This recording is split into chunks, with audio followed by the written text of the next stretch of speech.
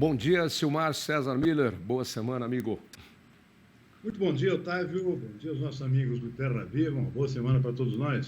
Antes de falarmos de commodities, o que parece ser uma notícia boa, que é um crescimento de 180% na safra de milho, mas me parece que é comparado com aquela desgraça total que foi quando secou tudo. Então, quer dizer, não sei se é boa. É boa, mas pode não ser tão boa assim. É boa, mas você citou bem. É apenas uma recuperação, né? O ano passado foi um desastre, né? Teve geada, teve seca. Ou seja, o Paraná foi um dos estados mais prejudicados, o Rio Grande do Sul também. Então, é uma recuperação. De qualquer forma, é uma boa notícia porque o Brasil está precisando de uma boa safra de milho, né? Já teve alguns problemas no Centro-Oeste. O Goiás, por exemplo, já não vai conseguir alcançar aquilo que era previsto no início do plantio, problema de clima, falta de chuvas, que ainda continua. Parte do Mato Grosso também, parte de Minas Gerais também sofreu bastante. E o Paraná ainda tem contabilizado as geadas, né, que não estão contabilizadas nesse levantamento aí. Mas, de qualquer forma, a tendência em geral é de uma boa safra no Brasil esse ano. E daqui para frente, a tendência é menor impacto dos fatores climáticos, porque a safra praticamente já passou do período mais crítico, que era o mês de maio, né? Então, embora algumas exceções, nós vamos ter possivelmente uma boa safra de milho e o Brasil está precisando disso, o mundo está precisando disso. Boa notícia, mas podia ser melhor, né? Aquilo que eu falei, porque na verdade é uma recuperação. Fazendo uma analogia assim simples, é o sujeito que tinha que ir a pé de casa todo dia até o trabalho, andava 5 quilômetros, aí ele comprou um carrinho velho, usado. Está comemorando. Vem cá, como é que abrem as commodities agrícolas nessa semana? Bom, também hoje é feriado dos Estados Unidos, feriado importante, Memorial Day. Não funcionam as bolsas nem de Chicago nem de Nova York. O mercado parado hoje, feriadão americano, e isso aí tira-se a referência para o resto do mundo para commodities importantes, principalmente grãos, algodão, etc. Então, feriado dos Estados Unidos, Memorial Day é aquele feriado em que os americanos reverenciam os seus mortos nas guerras, né? Sim. Que é o memorial. Então, feriadão.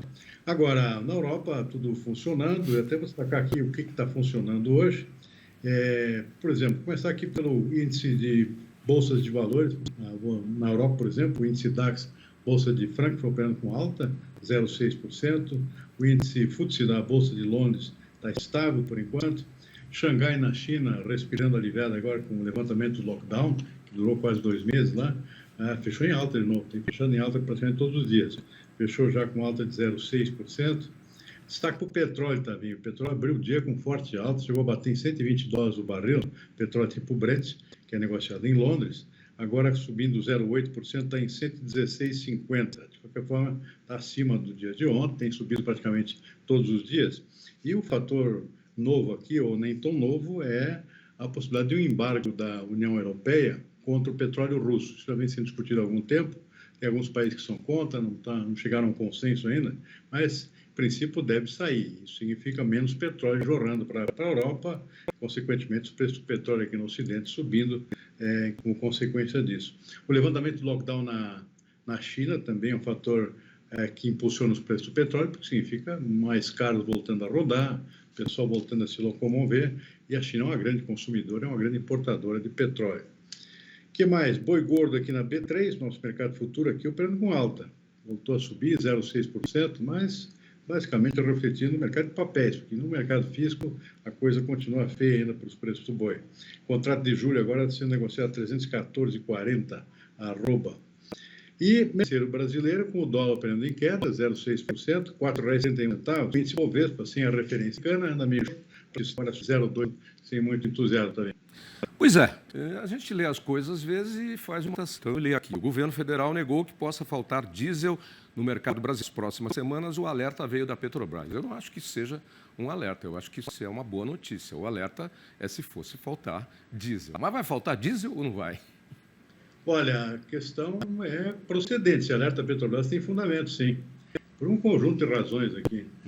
Primeiro, o Brasil, é bom lembrar, ele é importador de diesel, né? Nós exportamos petróleo, aquele petróleo bruto, grosso da Petrobras, nós precisamos importar um petróleo leve para a Petrobras, que é o diesel, né? Então, o Brasil não consegue se livrar disso. É um grande, 25%, até 30% das vezes as nossas necessidades são importadas. E aí tem um risco aí para o segundo semestre, que é exatamente isso que eu acabei de comentar. Essa possibilidade de um boicote europeu ao petróleo russo, a Europa vai precisar de petróleo de outro lugar. quem se candidata aqui, se ofereceu, inclusive, são os Estados Unidos. Os Estados Unidos são exportadores, têm condições de cobrir, pelo menos uma boa parte dessa falta do petróleo russo. É o que acontece. O que a Petrobras importa de petróleo do resto do mundo, a maior parte vem dos Estados Unidos, cerca de 80% praticamente. E no segundo semestre é a época de furacões lá nos Estados Unidos, terceiro trimestre principalmente, é quando algumas refinarias fecham, e aí aperta mais o suprimento do petróleo americano. Então, esse alerta da Petrobras tem fundamento, sim, pode faltar óleo diesel no terceiro trimestre, se não se ajustar os preços de acordo com o mercado, possibilita a Petrobras formar algum estoque, o que não está acontecendo. Então, esse é o risco, por isso que existe. Vem cá, uma coisa, aliás, está bombando, como a gente costuma dizer hoje, a questão da saúde do presidente Vladimir Putin, né? A capa da Isto É Dinheiro, falando que os médicos deram de 2 a 3 anos para ele, porque ele poderia ter um câncer aí que não pode ser tratado. Está no UOL também, umas perguntas e indagações.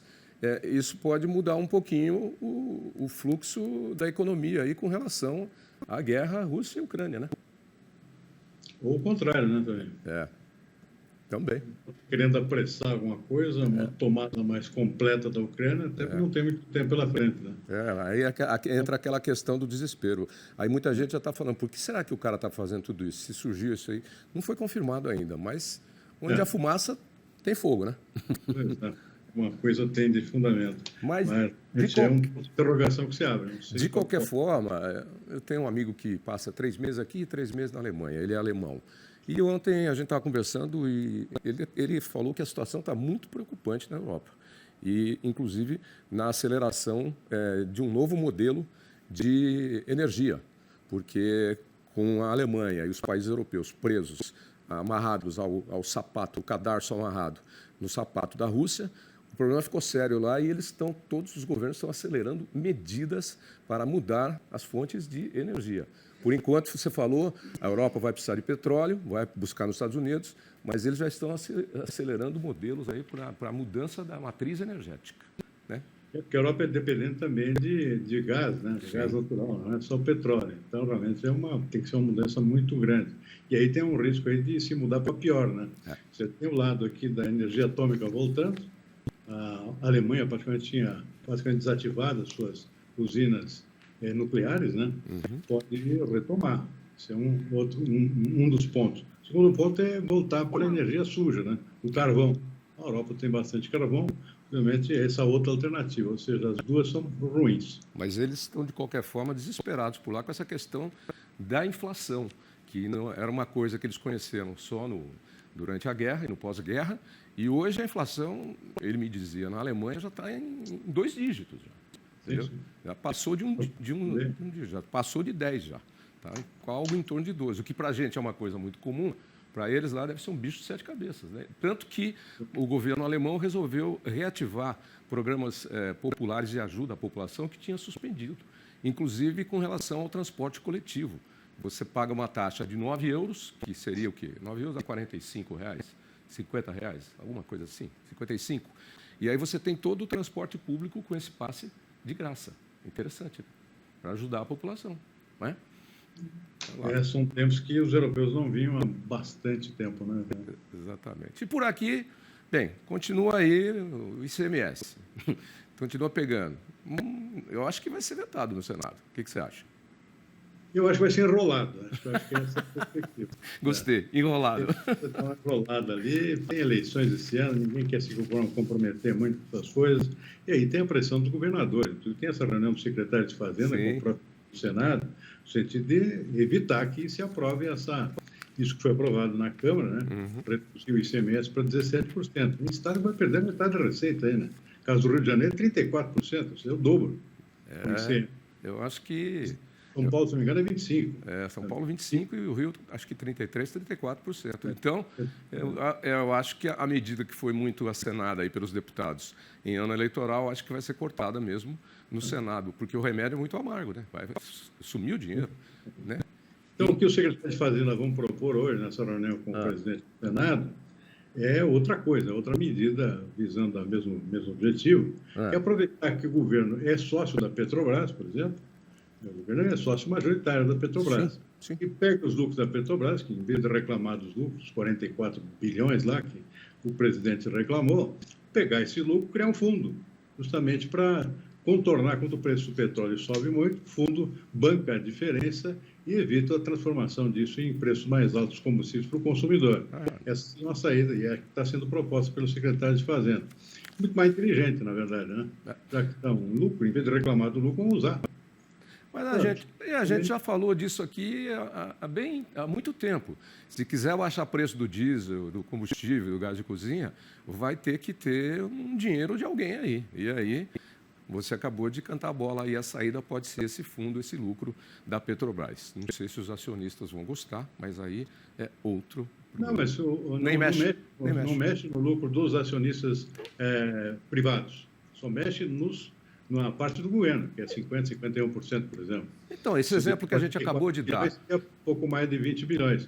Ajudaria a bancar um fundo, é muito dinheiro. Então, esse exemplo que a gente acabou de dar, do transporte coletivo subsidiado na Alemanha pelo governo, né, criando um custo baixo, é uma forma de beneficiar a população de modo geral. Quer dizer, cairia muito bem usar esse dinheiro aí para baratear o custo dos combustíveis que estão pela hora da morte. Né? Ninguém consegue mais pagar. Enquanto isso, o IGPM vai indo, né? Mais 0,5% e vai indo. Os combustíveis contribuíram até para essa queda do IGPM em relação ao mês passado, né? 0,52, se não me engano, no mês passado, para 1,47. Ou abaixo dos combustíveis. Faz tempo que não era ajustado, né? Então, isso até contribuiu para essa queda do índice. Não sabe se isso vai durar muito tempo, né, também. Alguns alimentos também contribuíram, ou seja, pararam de subir muito, caso do próprio milho, da soja, deram uma estabilizada. Então, isso também ajudou nesse comportamento dos preços que compõem esse índice, que é o índice que reajusta os aluguéis, né, também. Então, eu ia falar exatamente isso, porque as pessoas estão fugindo do aluguel alto para buscar um aluguel mais barato. E aí quem não negocia, quem tem imóvel e não negocia, e finca o pé e fica preço lá, está ficando com o imóvel vazio aí 1 ano, 2 anos, pagando lá IPTU e tudo mais, né? E todas as taxas de manutenção. Enfim, vamos aguardar aí para ver o que acontece. Silmar, até amanhã, hein? Boa semana para você.